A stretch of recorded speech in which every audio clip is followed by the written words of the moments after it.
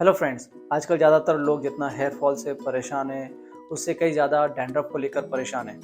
कई तरह के घरेलू नुस्खे, कई तरह के घरेलू tips, anti dandruff shampoo use करने के बावजूद भी ये डैंड्रफ नहीं जाते हैं। अगर डैंड्रफ जाते भी है तो कुछ टाइम के लिए और ये वापस आने लगते हैं। कई लोगों को तो डैंड्रफ इतना सीवियर होता है कि स्कैल्प पर खुजली, स्कैल्प पर इरिटेशन होने लगती है और हेयर फॉल होने लगता है। पब्लिकली बाहर निकलने में शर्म आने लगती है। तो ऐसे में हमारे मन में कई तरह के सवाल आते हैं कि ये डैंड्रफ क्यों होते हैं, बार बार डैंड्रफ क्यों आते हैं, कैसे डैंड्रफ से छुटकारा पाया जाए।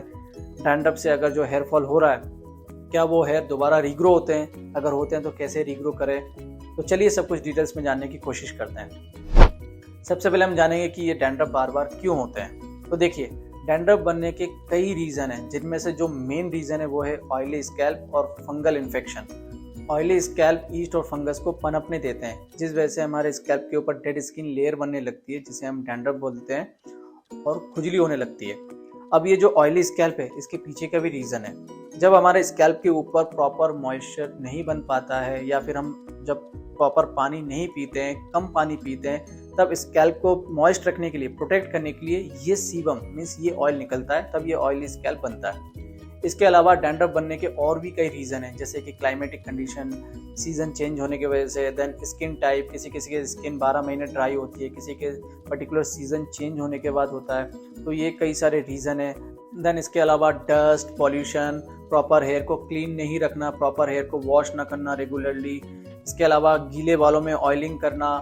देन जब हम सैलून में जाते हैं हेयर कट करवाने, तो जो नाई है सेम कंघी, सेम कैंची अलग अलग लोगों पर यूज़ करते हैं बिना वॉश किए, तो ये डैंड्रफ एक दूसरे से ट्रांसफ़र भी होता है। जो फंगल इन्फेक्शन वगैरह है वो एक दूसरे से ट्रांसफ़र भी होता है। इसके अलावा जो लोग हेयर ग्रोथ के लिए मिनॉक्सिडिल यूज़ करें तो मिनॉक्सिडिल से भी डैंड्रफ बन सकता है। तो अब बात करते हैं सोल्यूशन क्या है, कैसे डैंड्रफ से छुटकारा पाए। तो देखिए, अगर आपका नॉर्मल डैंड्रफ है, कुछ ही दिन हुए डैंड्रफ आए, तो आप नेचुरल टिप्स अपना सकते हैं। जैसे कि ऑलरेडी मैंने एक वीडियो बनाया है जिसमें टंकन भस्म, दही, नींबू का रस, नीम के पत्ते के ऊपर वीडियो बनाया है, राइट। तो आप वो टिप्स अपना सकते हैं। अगर ये सब टिप्स फॉलो करने के बावजूद भी, एंटी डैंड्रफ शैम्पू यूज़ करने के बावजूद भी अगर आपका डैंड्रफ नहीं जा रहा है, तो आप मैन मैटर्स का एंटी डैंड्रफ लोशन ट्राई कर सकते हैं। ये बहुत ही इफेक्टिव है डैंड्रफ को ट्रीट करने में विदाउट एनी साइड इफेक्ट्स। अब एंटी डैंड्रफ लोशन ही क्यों, वो समझते हैं। तो देखिए, अगर आपके स्कैल्प पर जितनी डैंड्रफ है वो नेचुरल टिप से नहीं जाएंगे, और जो एंटी डैंड्रफ शैम्पू है उसको 2-5 मिनट लगाने से कुछ खास इफेक्टिव वे काम नहीं कर पाता है। तो ऐसे में हमें चाहिए ऐसा सोल्यूशन जो हमारे स्कैल्प पर ज़्यादा देर तक लगा सकें और वो हमारे स्कैल्प और हेयर को डैमेज ना कर सके। जैसे कि एंटी डैंड्रफ शैम्पू अगर हम ज़्यादा देर तक लगा कर रखते हैं तो डैंड्रफ को वो ट्रीट कर सकता है, लेकिन उसकी वजह से हमारे स्कैल्प या फिर जो हेयर वो डैमेज होने लगते हैं। और वहीं लोशन अगर हम ज़्यादा देर तक लगा कर रखते हैं तो हमारे स्कैल्प या जो हेयर है वो डैमेज नहीं होता है और इफेक्टिवली डैंड्रफ के ऊपर काम करता है। अब मैन मैटर्स के एंटी डैंड्रफ लोशन में कई तरह के इंग्रेडिएंट्स मौजूद हैं, जिनमें से जो मेन इंग्रेडिएंट्स है वो है ethyl, zinc pyrithione, tea tree oil extract और मेंथॉल। अब जो इथाइल का काम है वो है जिद्दी डैंड्रफ से फाइट करना, जिद्दी डैंड्रफ को रिमूव करना। देन जो जिंक पायरेथियन है उसका काम है जो ईस्ट, फंगस, जो बैक्टीरिया है उससे फाइट करना, उसको पनपने ना देना। टी ट्री ऑयल का जो काम है वो जो स्कैल्प पर ग्रीसीनेस है उसको दूर करना, खुजली, स्कैल्प जो इरिटेशन है उसको दूर करना। एंड मेंथॉल का काम है ठंडक पहुंचाना, इंस्टेंट रिलीफ देना। इसके अलावा इसमें ग्लिसरीन और कई मॉइस्चराइजिंग एजेंट है जो स्कैल्प को मॉइस्ट रखने में हेल्प करता है। अब आपके मन में एक सवाल आएगा कि मैन मैटर्स का एंटी डैंड्रफ लोशन ही क्यों, अदर लोशन क्यों नहीं। तो देखिए, इसमें एक खास बात है जो दूसरों से अलग बनाता है। ज़्यादातर जितने भी एंटी डैंड्रफ लोशन है उसको लगाने से डैंड्रफ हट सकते हैं, लेकिन स्कैल्प बाद में ड्राई हो जाता है। स्कैल्प ड्राई होने की वजह से खुजली होती है और कुछ साइड इफेक्ट्स हो सकते हैं।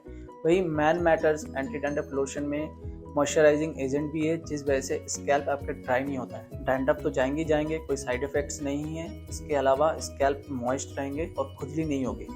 तो प्रोडक्ट खरीदने के लिए लिंक मैंने डिस्क्रिप्शन में दे रखा है। अब बात करते हैं कि इस एंटी डैंड्रफ लोशन को कब और कैसे लगाना है। तो देखिए, आप इसको थोड़ा थोड़ा करके आपके स्कैल्प पर, हेयर पर नहीं, स्कैल्प पर ऐसे प्रेस करके लगा लीजिए एंड देन फिंगर से सर्कुलर वे में इसको स्प्रेड कीजिए, थोड़ा जेंटली मसाज कीजिए एंड देन ओवरनाइट इसको छोड़ दीजिए, या फिर मिनिमम कम से कम 6 घंटा इसको लगे रहने दीजिए।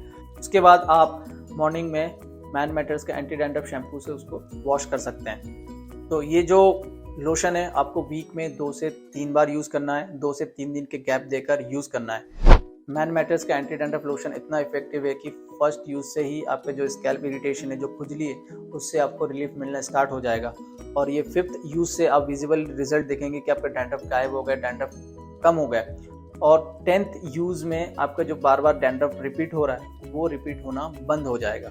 अब बात करते हैं जो लोग हेयर रीग्रो करवाने के लिए 2 टाइम मिनॉक्सिडिल लगा रहे हैं वो कैसे मैनेज करें, वो कैसे इस लोशन को लगाएं। तो देखिए, जिस दिन आप इस लोशन को लगाएंगे उस रात को आपको मिनॉक्सिडिल नहीं लगाना है। मीन्स मॉर्निंग में आपने मिनॉक्सिडिल लगाया, रात को मत लगाइए।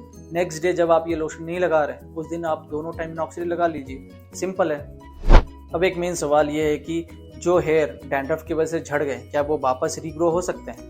तो आंसर इज यस, बिल्कुल रीग्रो हो सकते हैं, क्योंकि डैंड्रफ की वजह से हमारे हेयर फॉलिकल श्रिंक नहीं होते हैं, ना ही ब्लड सर्कुलेशन बंद होता है। ये तो ज़्यादा खुजली, स्कैल्प इरिटेशन, इन्फेक्शन होने की वजह से वो हेयर फॉल हो जाता है। तो जैसे ही हमारा डैंड्रफ सही हो जाता है, ब्लड सर्कुलेशन तो हो ही रहा है, हेयर फॉलिकल श्रिंक नहीं हुआ, तो हेयर वापस रीग्रो अपने आप हो जाते हैं। अब एक मेन डाउट जो हर किसी के मन में रहेगा कि क्या इसको लगाना बंद करने के बाद हमारा डैंड्रफ परमानेंटली खत्म हो जाएंगे, क्या उसके बाद डैंड्रफ वापस नहीं आएंगे?